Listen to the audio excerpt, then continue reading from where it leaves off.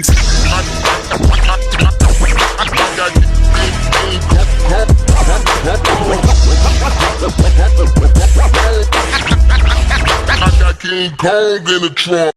back. Rhodes Rants on Bad Boys for Life. Holy smokes. So, I just got through seeing Bad Boys for Life. Martin Lawrence, Will Smith is back. And the franchise that was started way back when, 25 years ago, from Michael Bay. Okay? For full disclosure, I've got to confess, I'm a massive fan of most of Michael Bay's say 2003 movies, okay?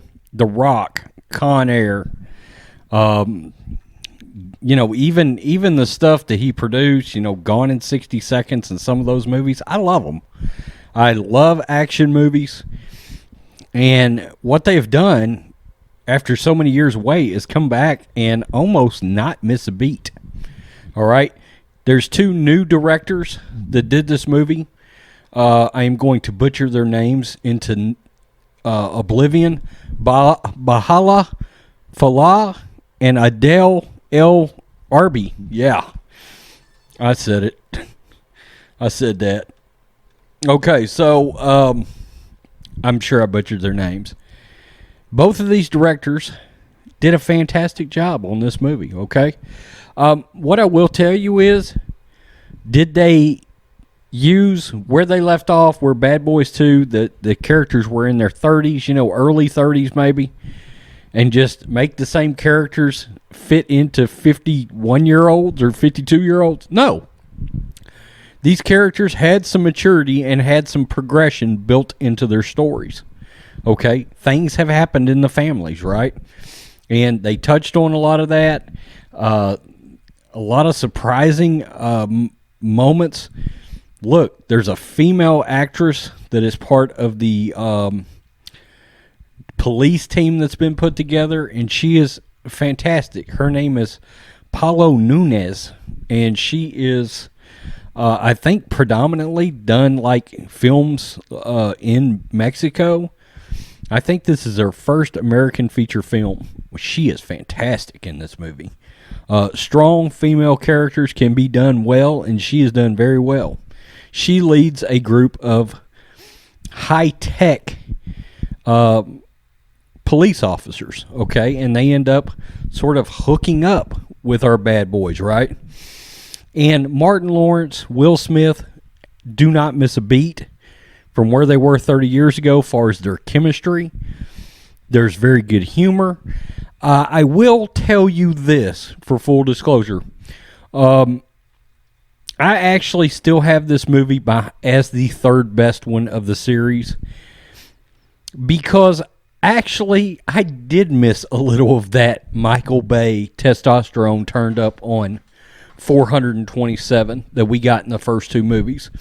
I understand with time there's a progression, but nothing will ever beat the ending to Bad Boys and the freeway chase scene from Bad Boys 2.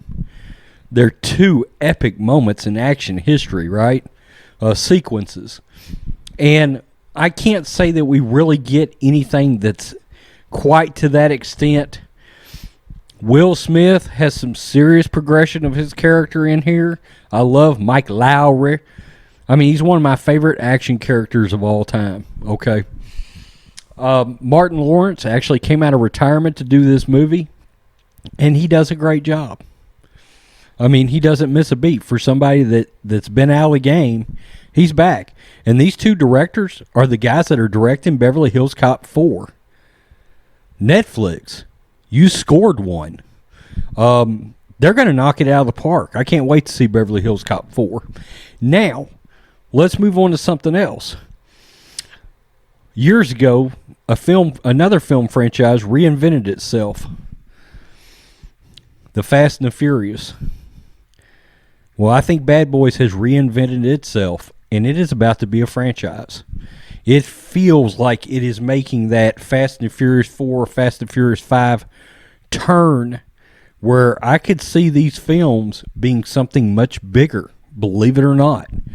Eventually, I feel this becoming some kind of a franchise. Look, there's going to be a Bad Boys 4, I can tell you right now. That's not even a spoiler. That's already been announced.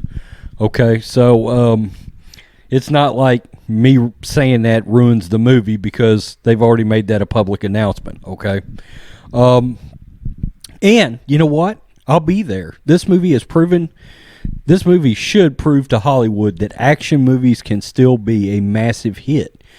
And after the success of movies like Fast and the Furious, I don't understand why they don't make more action movies akin to late 80s to say late 90s action films. I think there's an audience that's starved for these movies, and we want to see them.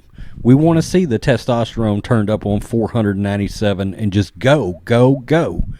Let's shoot guns, let's kick ass, and let's cuss a lot.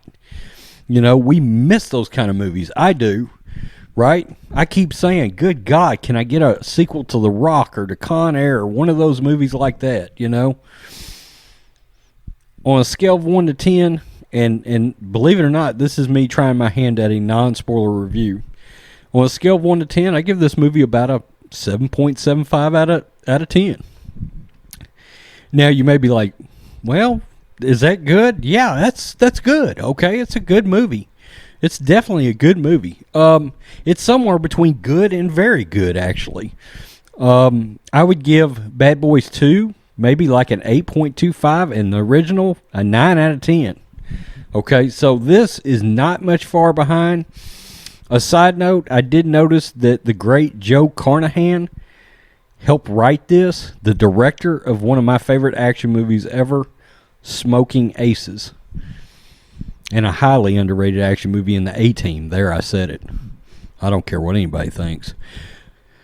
Tell me what you think, Rhodes Squadron. If you have seen Bad Boys for Life, surprising roar back to the top for Will Smith. Look, Will Smith was created to play two characters.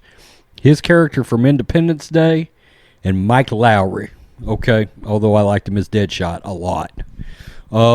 So anyway, there you go. Peace. I'm out. Till next time.